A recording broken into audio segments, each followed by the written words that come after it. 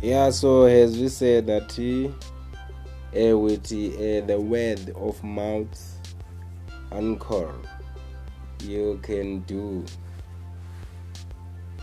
something just like to express whatever you want to express, something that is not illegal, something that is not discriminate. So which is the rules